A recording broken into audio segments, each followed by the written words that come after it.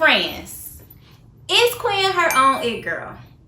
I mean, she's beautiful. She's got her own business. She got her own money. She got her own house. 2 jobs. Work hard. You a bad brother. If you ain't got, okay, that ain't what we on right now, sis. That ain't what we on. But I mean, from the outside looking in, sis got it made, right? Or nah? Let's take a look.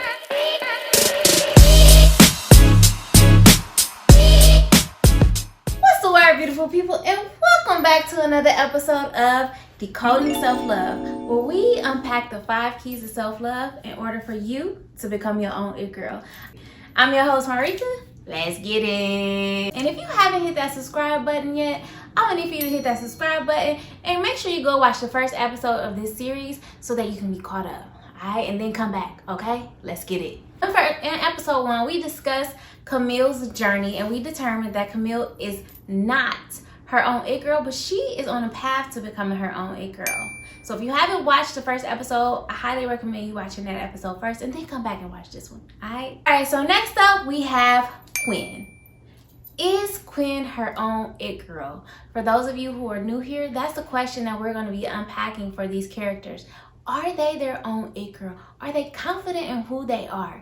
Do they love who they are? Do they practice conscious acts of self-love? Are they their own it girl?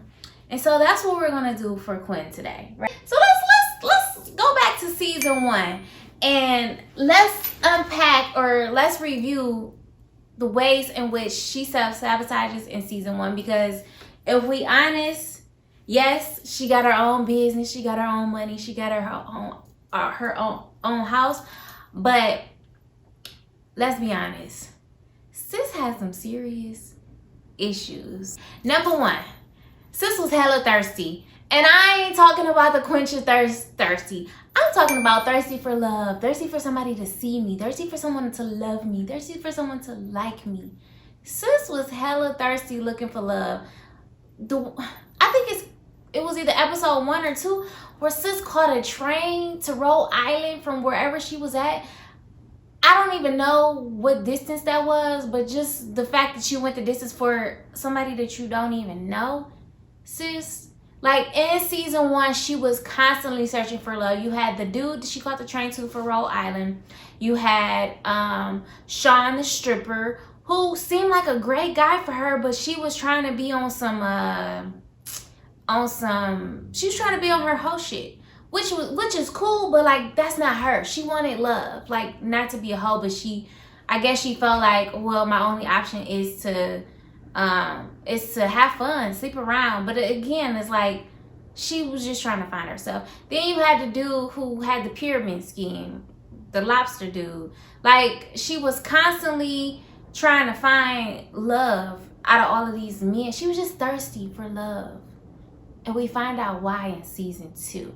Okay, so that's the first way she self-sabotages. Number 2, sis was very naive. That was a result of her being thirsty for love. So that's a small thing, but I don't even think that's really self-sabotaging. I think it's more of just like a character flaw, if you will. So number 3, she is all over the place. I don't think she really knows what she wants either. I think she wants love, but her reasoning for wanting love it's kind of self-sabotaging in my opinion. It's because she wants someone to validate her. Instead of validating herself, she's looking for someone to love her, because if someone loves me, that validates me. So that's where she's coming from in that I want love perspective. And I think it's, as we can see, it becomes self-sabotaging and harmful to her because she keeps getting fucked over. So she keeps getting fucked over. The old dude stole her purse with her cards and her phone, and then so it's like she keeps hurting herself because of the choices that she's making with being thirsty for love. Also, I won't say she don't know what she wants in her career. Like, we know she wants to be, she's a fashion designer and she has her own business. But even in season 2, we see that she don't really, even in career wise, like, it's like she's looking for she's looking for validation. She's looking for happiness in all of the wrong places. So even in her career, I think that's the reason why her business is failing, in my opinion. And then number 4, like Camille, Quinn got mommy issues, okay? I saw that in season 1. She got serious mama issues because her mama, maybe she feel like her mom doesn't validate her, or her mom doesn't give her the love that she desires. And so I think that's the root. Her mama is the root of her self-sabotaging ways, of her needing to feel like she's enough. I believe that she doesn't think that she's enough. I believe she questions, is she enough? And everything that she does, I think she questions, is she enough? And feels like she's not enough, which is why we see all the spiral of issues that occurs over the course of season 1. And it's self-sabotage. It's self-sabotaging because she doesn't love herself. She doesn't love herself, so she chooses things that she thinks is going to bring her joy and thinks is going to help bring her happiness. Well, all in all, everything that she chose, it did nothing but hurt her. Like, all of the dudes did nothing but hurt her. So those are the ways in which Quinn self-sabotages in season 1. If I missed anything, please share in the comments ways in which you think that Quinn self-sabotages throughout season 1 and season 2. But now we're gonna hop into season 2, which was my favorite season for Quinn, okay? Before we hop into season 2, we're gonna answer the question for season 1. Is Quinn her own it girl from season 1? My answer, what y'all think my answer is? Let's hear it. Exactly. Hell no. Hell no. To the no. Hell no. No, she is far from being her own it girl, because most of her actions are self-sabotaging, and we can see she doesn't love herself. She does not love herself. So, but let's look at season 2. Season 2, Quinn. Quinn got on my nerves in season. Her and Camille were my least favorite in season 1. Season 2, Camille still got on my nerves in season 2. But Quinn hit me right in here, y'all. I want to say in here and in the gut. Like, it was like, ooh, I felt that. I felt that too. Ooh, y'all. Season 2, I connected with Quinn on a different level. And here's why. In season 2, I love season 2 Quinn because she finally steps out of her trance and realizes that, and what I mean by trance is like survival mode, or like being blinded by what she's dealing with. Like in season 1, I think she was oblivious to the fact that she wasn't happy, that she didn't love herself. I think she was oblivious. But in season 2, it's like it hits her. And it hits her when she gets an opportunity of a lifetime. So she gets an opportunity of a lifetime. An interview with Vogue, y'all. An interview with Vogue. And she blows it. She blows it. Because they asked her a question. The question was, what makes you happy? And she realizes, I don't know what makes me happy. And as we saw in season 1, because she was looking for happiness in the men, in a relationship, in her career, in her business. Like, she was looking in all the wrong places to find happiness. She had to realize, like, I don't know who I am. I don't know what makes me happy. So let's really unpack some of the things that led her to this realization, like, I don't know what makes me happy. So you had the Vogue interview, which was an opportunity of a lifetime, where she spirals, she starts to cry, she realizes, like, damn, like, and then we see what the aftermath, like that whole scene, like her just staring at the water in the shower. Oof. I can't, y'all go watch the episode, because I'm gonna get emotional, because I really felt, because I've been there. Like, she was in a dark space, but it was a good dark space, because it is leading her to the light at the end of the tunnel. Like, you have to go through, sometimes you have to go through the darkness in order to get to the light. Like, you gotta go through the storm to get to the sunshine. And we see her go through this and then she lets her friends know, like, I am not, she finally lets her friends know, like, I am not okay. And I'm gonna stop there, because it's like, even thinking about that's those episodes where she goes through what she goes through is like, it really hit home for me. And like, woo. Pause. So let's take a look at other key moments that led her on a path of self-discovery and intentional self-love. Along with Vogue is her sexuality. Like, she dates Isabella, she's liking Isabella, she's enjoying dating another woman, but we see that she becomes really clingy with Isabella. Oh no, just stay. And she goes all out for the first date. Like, sis, pump your brakes. And I think she overreacted with Isabella. It's like, Isabella did not dump her. They weren't even together. They weren't even a thing. But that's how she, like, I think is, I'm like, is it a form of self-sabotage? I don't know about that one. I don't know about if that was a form of self-sabotage or what was just her insecurities coming out. And maybe it was a form of self-sabotage because she put too much emphasis on them two being a thing. She never talked about it. They never talked about it, but she just jumped right in and went all out. And yeah, I think it's a form of self-sabotage because they didn't establish any boundaries. And she also didn't get a clear understanding of where they stood until Isabella broke up with her. But it wasn't even a breakup. Isabella was just saying, like, we spent too much time together. Isabella on her grind, which you should be too, because your business is failing. But, again, like, she doesn't love herself. So she was looking for that love from Isabella, that love and validation from Isabella. So 2 was her sexuality led her down to this. 3, her mom. Like, all of her issues, we see more of her issues with her mom. And then we also meet her father, who it seems like she's a daddy's girl. So she don't have daddy issues. So I love that they did that again. It's like, no, she actually doesn't have daddy issues. She has mommy issues. But we also find out that depression is something that her dad deals with. So that depression episode that she had, like, that was a result of genetics, like the mental health part of her journey. And how that was also hereditary. Number 4 is her new love interest, which is actually her bae in real life.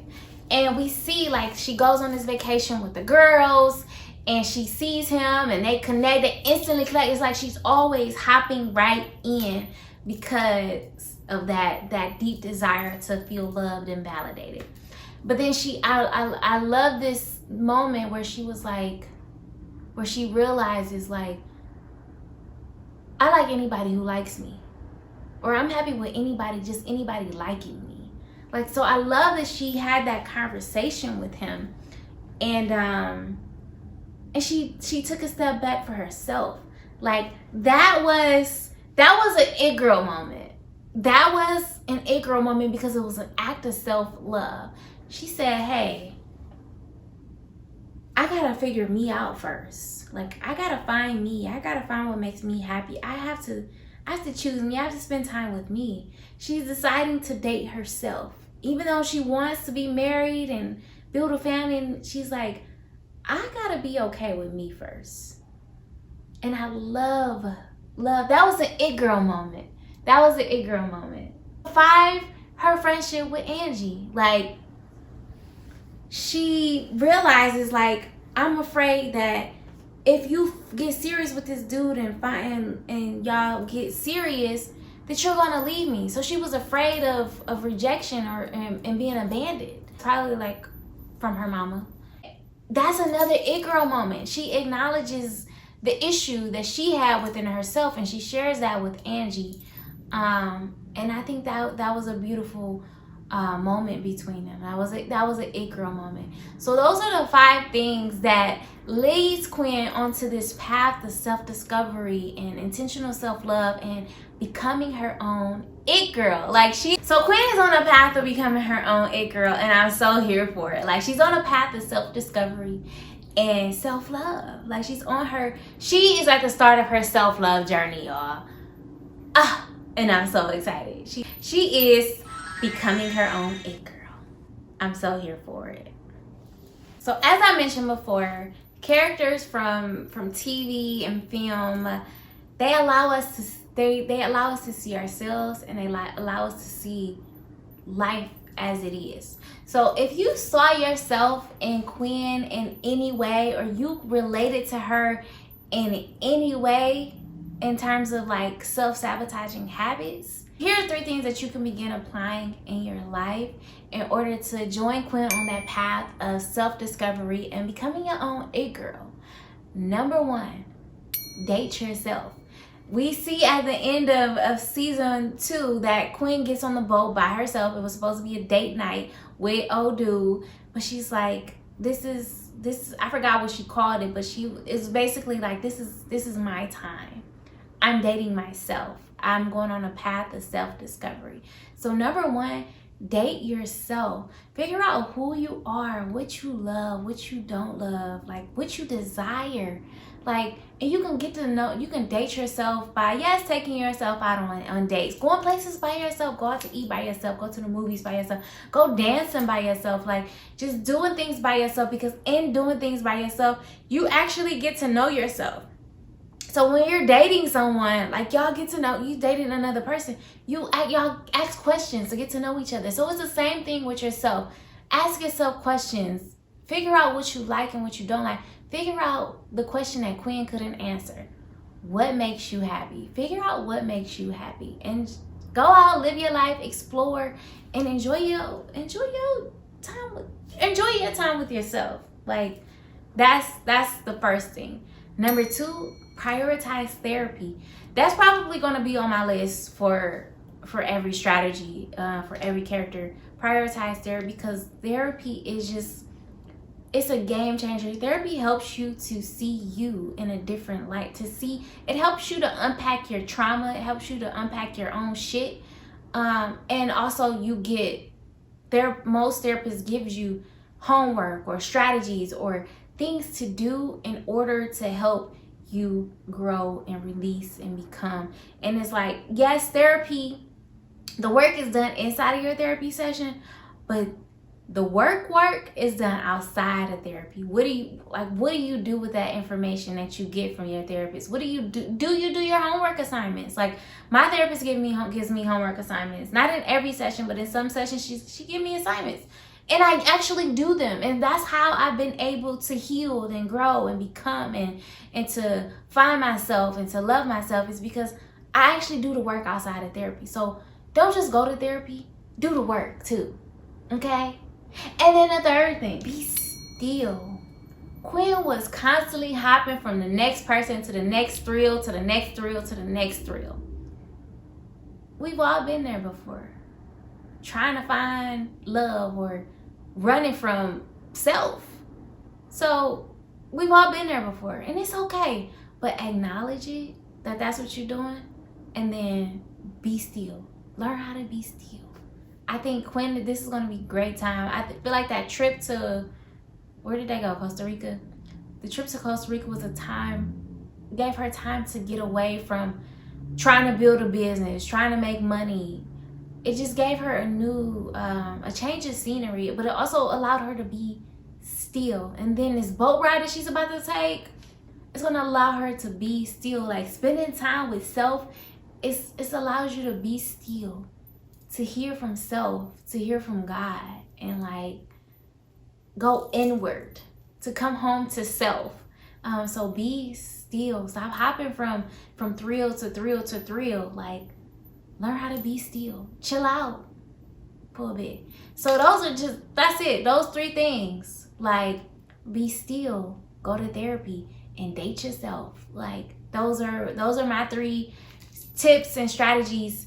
If I were in Quinn's shoes, those are the 3 things that I would prioritize. So if you saw yourself in Quinn in any way, I would start one of those 3 things. And rewatch the series. Like, I can't tell y'all how many times I watched. I lost count of how many times I watched Harlem, especially season 1, because it was healing and therapeutic for me through watching their journeys and seeing myself in some of the characters and seeing my own shit in some of the characters. Is like, ooh, okay. It's like, and that's what therapy, that's why I prioritize and say therapy a lot. I put emphasis on going to therapy, is because therapy serves that purpose. At least for me it does, and it could possibly do that for you as well if you have the right therapist. But rewatch the series, like, and see what else you might see. But also share in the comments below, like, what did you learn from Quinn's character, or how else do you think she self-sabotaged, if I might have missed something, or just share your thoughts on what I've shared today in this video. Share in the comments below, and share this video with a friend. Like, invite them into the conversation. Share it with someone who might relate to Quinn and might need those three tips. Like, share it with them and invite them into the conversation. So overall, to answer the question, is Quinn her own it girl? What y'all got? I agree. Quinn is not her own it girl, but like Camille, she too is on a path of self-discovery, self-love, and becoming her own it girl. I'm actually excited for season 3. I really hope they get a 3rd season, because I really want to see how this plays out I'm mainly excited for Quinn. I'm excited to see how this journey plays out for her, because I'm really tuned. Like, I felt her in this season. Like, I felt her. So I'm excited to see how this plays out for her. But she's not her own it girl yet, because she self-sabotaged so much, and mainly in season 1 she self-sabotaged. I feel like in season 2 it's just like hit after hit after hit, but like she needed those hits in order to get to this very space of self-discovery and finding her happiness and finding her peace and coming home to her, coming home to self. Like, that's what this self-love journey is all about. It's about coming home to self.